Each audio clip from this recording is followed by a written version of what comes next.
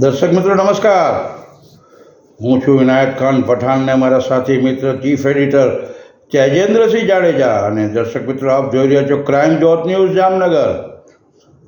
દર્શક મિત્રો, તાજેતરની અંદર દેશમાં લોકસભાની ચૂંટણી નજીક આવી રહી છે ત્યારે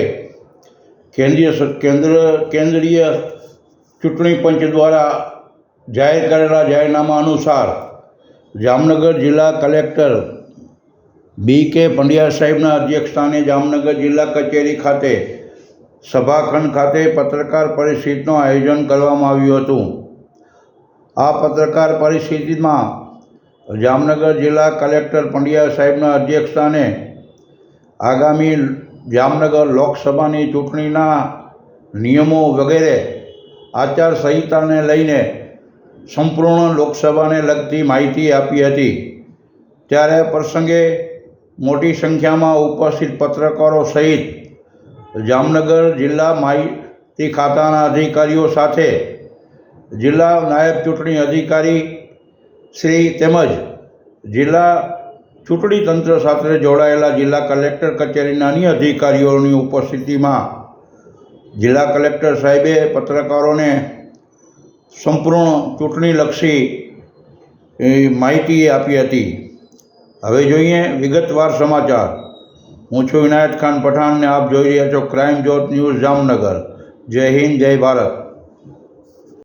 હા, આપણા ત્યાં જામનગર જિલ્લામાં પાર્લામેન્ટરી ઇલેક્શન આખા દેશમાં પોલ શેડ્યુલ જાહેર થઈ ગયું છે અને આપણા જિલ્લામાં પણ એ કાર્યક્રમ એનો લાગુ થઈ ગયો છે. 12મી એપ્રિલ આપણો ડેટ ઓફ નોટિફિકેશન છે અને 7મી મે આપણું ડેટ ઓફ પોલ છે. આપણે તો આજથી જ જાહેરાત કરી ત્યારથી જ આપણા સમગ્ર દેશમાં મોડેલ કોડ ઓફ કન્ડક્ટ એટલે કે આચારસંહિતાનો અમલ શરૂ થઈ ગયો છે અને આજથી જ અમારી ટીમ અને અમારા આચારસંહિતા નોડલ અધિકારીશ્રીઓ એ અમલ કરવાનું એનું શરૂ કરી દેશે.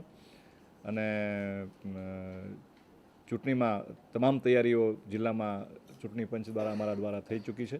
બધા જરૂરી ઇલેક્ટ્રોનિક વોટિંગ મશીન, તમામ સ્ટાફની નિમણૂક, તમામ સ્ટાફ રૂટ, ડિસ્પેચિંગના સ્થળો, મતગણતરી સ્થળ ખંડ, આ તમામ બાબતની તૈયારીઓ ચૂંટણી તંત્ર દ્વારા, મતદાર યાદીઓ પણ ફાઇનલ થઈ ચૂકી છે.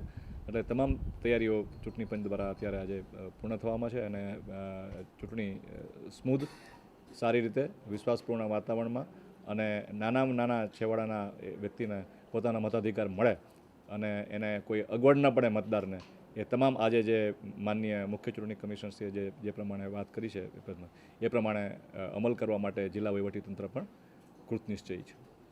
સી વિજિલ એક એપ્લિકેશન બનાવી છે ભારતના ચૂંટણી પંચે, જે આપણા એન્ડ્રોઈડ અને એપ સ્ટોર ઉપર બંને ઉપર અવેલેબલ છે, ડાઉનલોડ થઈ શકે છે. અને એ એપમાં કોઈ પણ તમારે આચારસંહિતાનો ભંગની કોઈ બાબત જોવા મળે તો એમાં તમે એ એપથી તમે એનો રેકોર્ડિંગ કરી ફોટોગ્રાફ પાડી શકો છો. નાનો એ 5-7 સેકન્ડનો વિડીયો પણ ઉતારી શકો છો અને એ ઉતારીને સબમિટ કરવાથી એના લોકેશન ત્યાંના લોન્જિટ્યુડ એલિટ્યુડ મળી જાય છે અને તરત જ અમારી ફ્લાઇંગ સ્કોડની ટીમ છે એ સ્થળ પર પહોંચીને નિકાલ કરે છે. નિકાલ કરીને એને એપમાં જ એનો ઇન્ફોર્મેશન પણ મળે છે કે આની એક્શન શું લેવાયા છે. મતદારો, આપણા જિલ્લાના મતદારોની વાતની આપણે કરીએ, આખા કોન્સ્ટિટ્યુન્સીની વાત કરીએ. આપણી 12 જામનગર જે પાર્લામેન્ટરી કોન્સ્ટિટ્યુન્સી છે એમાં 2 જિલ્લાના મળીને આપણી પાસે લગભગ 18,13,913